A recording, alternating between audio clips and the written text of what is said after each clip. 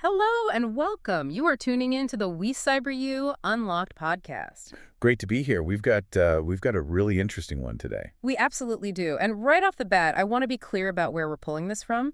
Today's deep dive is built entirely on the research and insights provided by WeCyberYou. They really put together a fantastic breakdown for us to look at. Yeah, they did. So, I want you to just imagine for a second that your digital footprint isn't just this invisible trail of dust you leave behind for companies to scoop up. Which is how most of us feel, right? Exactly. Imagine a world where every click, every form you fill out, every cookie tracking you is actually strictly regulated by law. And, for a huge part of the global economy, that's not imaginary anymore. We are talking about the LGPD today. The LGPD.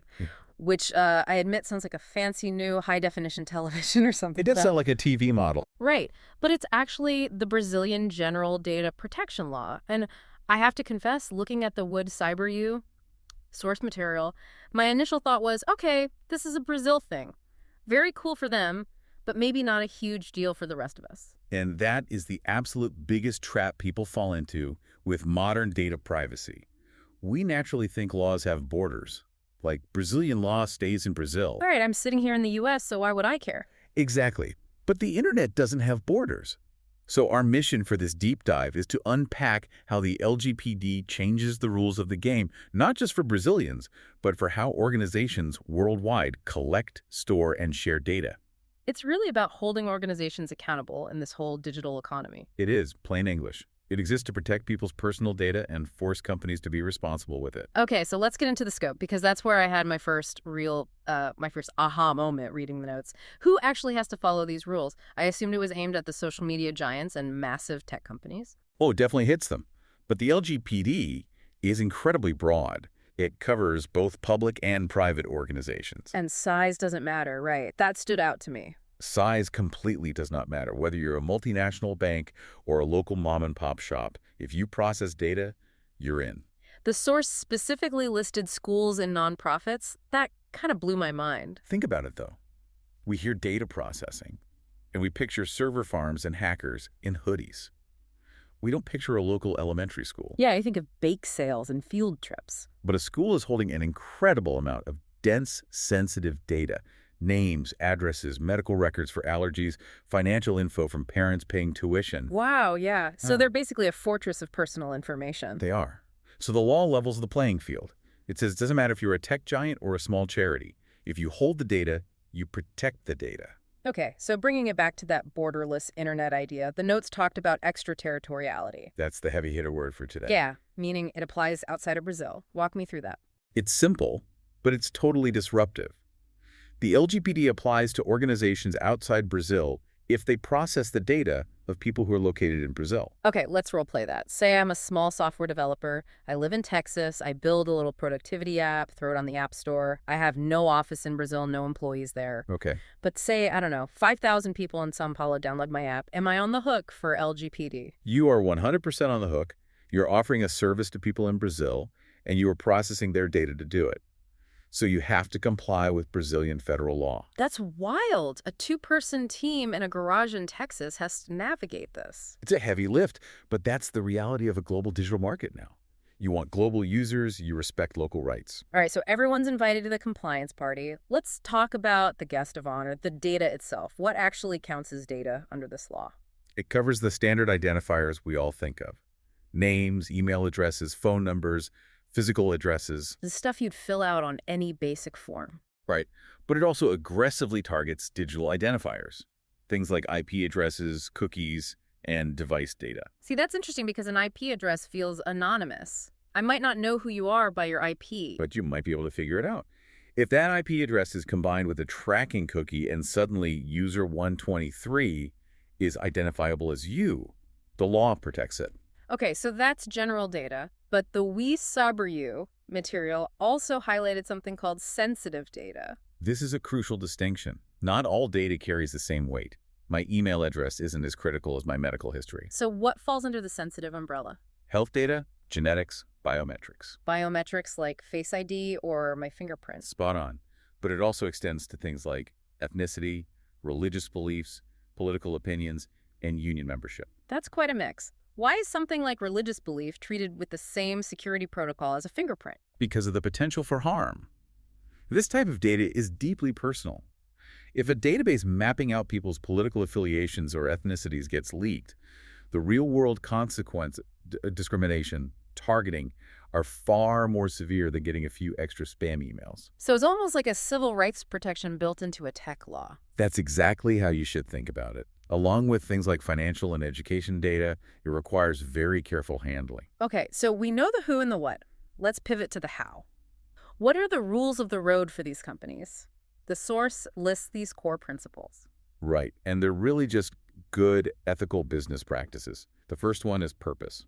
Meaning you need a reason to collect it. Yes, you can't just harvest data because it might be valuable someday. You need a clear, legitimate purpose right then and there. No data hoarding. No data hoarding at all, which ties right into the next principle, necessity. I love the analogy we had for this. Don't ask for shoe size if you're just sending a newsletter. It perfectly captures it. Data collection must be limited to what is strictly necessary. We've all downloaded a white paper where the form demands your phone number and your company's annual revenue. Yes, and you just think, I just want the PDF. Why do you need my revenue? Under LGPD, asking for that extra info isn't just annoying, it's a violation. If you don't need the phone number to email the PDF, you cannot ask for it. What about after they have it? That brings us to accuracy and security. You have to keep the data accurate and up to date, and you must protect it against breaches. You can't just leave a spreadsheet of client info sitting on an unsecured server. And transparency, I assume? Yes, accountability and transparency. You have to be open about what you're doing. No secret algorithms building invisible profiles of people. Let's flip the perspective here. We've talked about what companies have to do. What if I am an individual in Brazil or my data is being processed there? What power do I actually have now? You have an incredible amount of power. It's essentially a bill of rights for your digital life. Walk me through the rights. First is knowledge. You have the right to ask a company what data they have on you and why they have it, and they had to tell you. Then access and correction. Right. Right. If they have your address wrong, you can force them to fix it. But the one that really caught my eye is the delete button. The right to request deletion. That sounds so empowering. We grew up with this idea that the internet is permanent. Once it's out there forever. Not anymore. You also have the right to withdraw your consent at any time. It's not a lifelong contract. You can say, I don't use your service anymore, delete my profile. And there's also the notification right. So they have to tell you if they share your data or if there's a breach. Yes, exactly. I have to ask, though, from a purely technical standpoint, hitting delete isn't as simple as dragging a file to the trash bin, is it? It's a logistical nightmare for these companies. I figured. Your data isn't in one neat little folder. It's in their marketing software, their customer support logs, at their backup servers. Executing a true deletion request means scrubbing all of those interconnected systems. And if they don't do it, or if they mess up generally, let's talk about the consequences. Who is the referee enforcing all this? That would be the ANPD, Brazil's Data Protection Authority. The watchdog. So what is their stick approach? Well, first, there is mandatory breach reporting. If you lose people's sensitive data, you can't sweep it under the rug. You must report it. And the fines. The fines are steep. According to the WeCyberYou breakdown, fines can be up to 2% of a company's revenue in Brazil. 2% of revenue? That is massive. It is. Now, there is a cap. It's capped at 50 million Brazilian reais per violation. Which is still a huge number, especially if you stack multiple violations. Absolutely. But honestly, when dealing with these regulations, the financial penalty isn't always the scariest part. Really? Millions of dollars seems pretty scary. It is, but big corporations can sometimes just pay the fine and move on. The non-financial penalties are what keep executives awake at night. Like the public warnings. Yes. The ANPD can issue a formal public warning. That is pure reputation damage. Imagine your bank having a mandatory notice on their website stating they failed to protect your financial data. Oh, that's brutal. People would close their accounts immediately. Exactly. And the ANPD can go even further. They can restrict or completely suspend a company's ability to process data. Wow. So they can literally tell a digital company, you're not allowed to use your database today. Yes. Which effectively shuts the business down. So stepping back and looking at the big picture, who is really feeling the impact of this? Broadly speaking, everyone. The source lists businesses, startups, schools, education providers, social media platforms, cloud services. It even mentioned influencers. Right. If you're an influencer collecting emails for a giveaway, you are a data controller under this law. And AI companies, too. Definitely. Anyone handling data. The bottom line from the source material is that the LGPD makes privacy a legal requirement in Brazil, not a choice. It's no longer just a nice feature to offer your users. It's the baseline of doing business. So, just to recap the journey we've been on today, we started by realizing that the LGPD applies to pretty much everyone, from massive banks to that tiny startup in Texas. We learned that data isn't just your name, it's your IP address, your biometrics, your religious beliefs. We covered the rules of necessity and the real power individuals have to withdraw consent and hit delete. And we saw the teeth of the law, the AMPD, the massive fines, and the reputation-destroying public warnings. It all comes down to accountability in the digital economy. It absolutely does. Before we wrap up, I want to leave you with something to think about. We briefly touched on AI and digital services being affected by this. Yes, that's a huge area of friction. With the LGPD setting these strict rules, how does a regulation like this change the way new technologies, especially AI, are built before they even launch? That is the defining question for the next decade of tech. If you train an AI on data and someone uses their LGPD right to hit delete, you can't easily make the AI unlearn that data. Or you'd have to scrap the whole model.